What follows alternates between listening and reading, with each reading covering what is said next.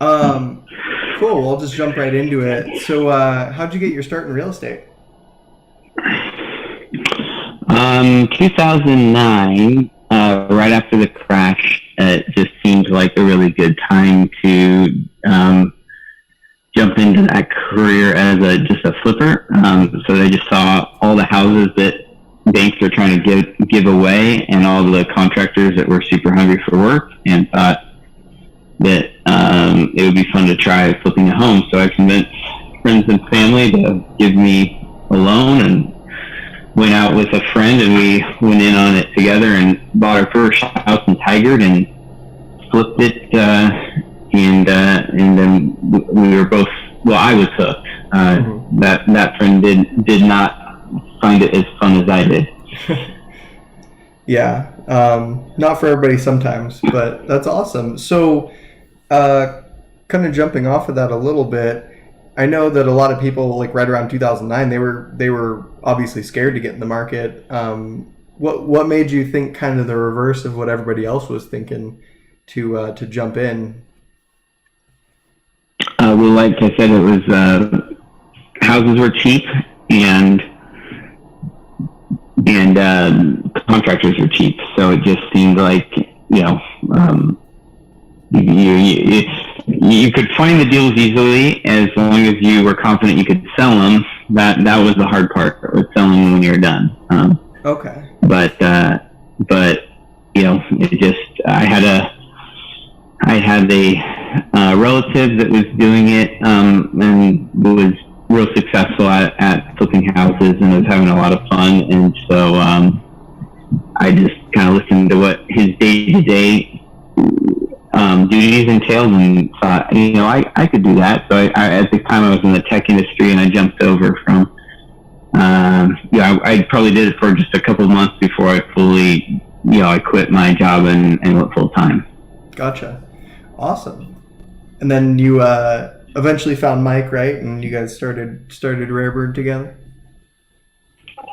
Yeah, about 2010, we started working kind of at a larger company where he was finding a lot of the deals and I was funding a lot of the deals, and we jumped ship and kind of said, you know what, that company was run really inefficiently, so all the money kept getting lost in the remodel, and so we decided to jump ship from there and start our own thing together, and it was a good time. Awesome. Well, one question that I love to ask any kind of experienced investor that I meet is I love to get their take on the market, essentially. So I'd love to hear, how do you feel about like the health of the Portland market right now in 2018? It's kind of a mixed bag. I'd say overall it's positive. We just at our Rarebird meeting, we just went over that market update that Mike presented on, and based on our own calculations, affordability is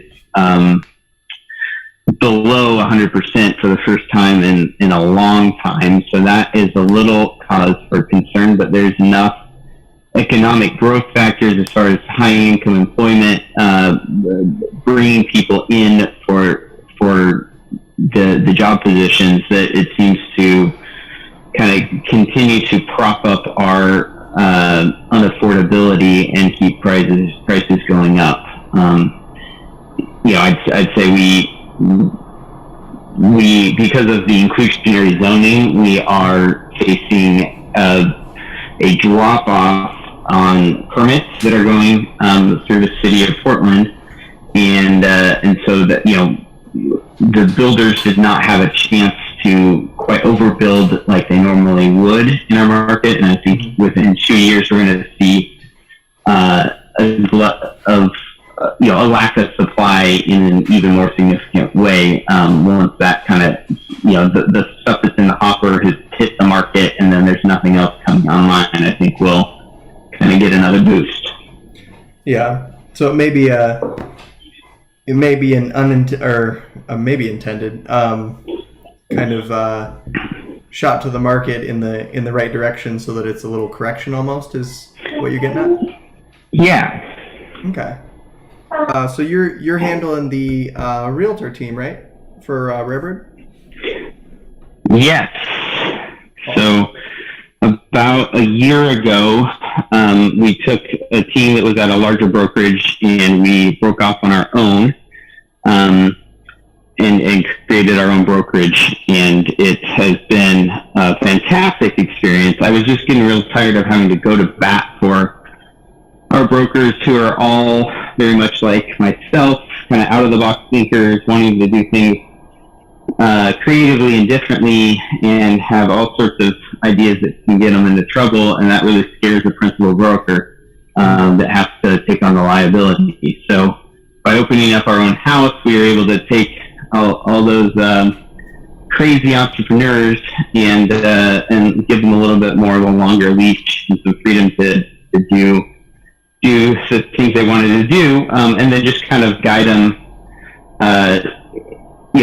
guide them in their transactions and make sure they're doing it ethically and legally. So there's, I believe that with a good understanding of the market and the law, then you can usually do what you set out to accomplish in real estate if you have the right toolbox. And so, by just kind of giving them a few more ideas of how they can accomplish something, you can usually do what you want legally and make sure everyone is protected and happy. So, being on the realtor side, what I was wondering is kind of what neighborhoods do you feel like were hot last month, and maybe a month is too short a time span, but which are kind of the up and coming neighborhoods in your guys' eyes or in the eyes of your realtor firm? Well, you can look at, I'd say almost every month, Portland Monthly or the Oregonian or what's the other, Portland Tribune. They all put out their hottest neighborhoods every month, and that's just based on just the same stats that everyone has access to. But what I, as an investor, look for is what is the undiscovered opportunity. Mm-hmm. And I would say the undiscovered hot neighborhood opportunities are, undiscovered is, relative, but, Oregon City, still, I am a huge proponent of investing in Oregon City if you want to see a high appreciation, because they're putting a ton of money into that Riverwalk project. And then Vancouver, even though we have not done any investing there recently, Vancouver is dumping a ton of money into their new downtown core, and I think that's a great place to do a little bit more of speculative investing. Got like one skill or trait. I'm leaving it a little bit more open for your interpretation. That's been the most helpful to you as a business owner, and then what's the one skill or trait that's been the most helpful to you as a real estate investor? Well, my business is real estate investing, so I think I have a hard time separating the two. But I'd say empathy, being able to see something from someone else's perspective, and actually, I guess, kind of empathy combined with listening skills, understanding what someone's fears, concerns, goals are, and then actually trying to craft a solution around that to come up with a resolution, whether it's working with a seller who wants to sell directly to an investor. That's so essential to kind of to be able to get the deal and to get out of the deal with everyone being happy. I'd say that's probably number one. And then as a employer, being able to listen to employees, understand what their hot button things are, what they're really concerned about, what they really hold important, and be able to make sure that your staff is healthy and happy and on point is extremely valuable. If we have time, I can kind of share a story about how that was handed into me. Yeah, I mean, I think I only have one question left, and we got 10 minutes, so I'd love to hear a story. So probably around 2011, I was working on trying to acquire this house right off of like Vancouver and Mississippi, kind of in the it was just on the cusp of gentrification at that point, and I was working with a older gentleman who had his wife had inherited the home, and they wanted to sell it, and I was trying to come up with a really creative way to get them the most cash out of the deal. And so I'm laying out my options and saying, here's what we can do. And he kept on pushing for this option that essentially he wanted, there was seller financing involved, and he wanted a stipend of a very specific amount that pushed the purchase price down. And I kept on trying to come up with new and creative ways to get him more money, and finally he kind of just slammed his fist on the table and said, "You're not listening to me. I just want to make sure that my wife is taken care of in this transition period. If something happened to me, this is the amount that covers our bills, and that's what I care about. And I don't care about the fact that I get more money net at the end if I go with this other route."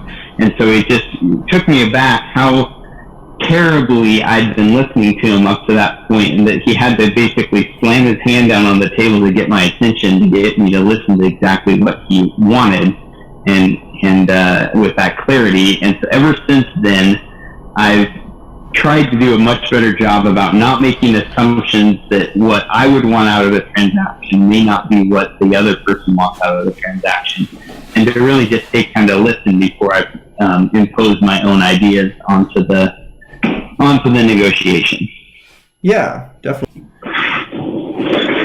Oh, I was just saying that the when you're in the industry for a long time, you tend to forget sometimes how important listening is, because you think you know a lot, and it's probably the most dangerous mistake you can make. All right. Great piece of advice. So I guess rolling right off of that, this question might be a little bit too similar after what we just talked about, but what do you feel like your greatest lesson that you've learned in real estate is?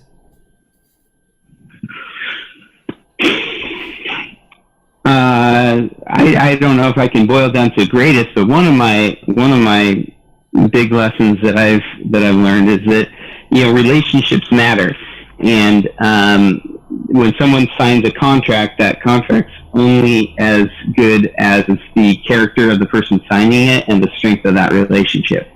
And so, you times in the business where I've really kind of gotten hosed has been from trusting the wrong people, and you think you have a contract and that means something. It does to a certain degree, but if that person is not trustworthy, then no contract is really going to save you from the headache and hassles that's going to cause. So character and relationship is really the top factors when you're looking at any business deal, and that can't be overstated. Okay, awesome. Well, I know talking to Jeff, who does a lot of our contracts here, he always says that they're usually, if you have a good relationship, you'll never really have to use them. They're just a reminder of what you've already said. And if you come to the point where you think you're going to have to use a contract, you're probably making a deal with the wrong person, Exactly.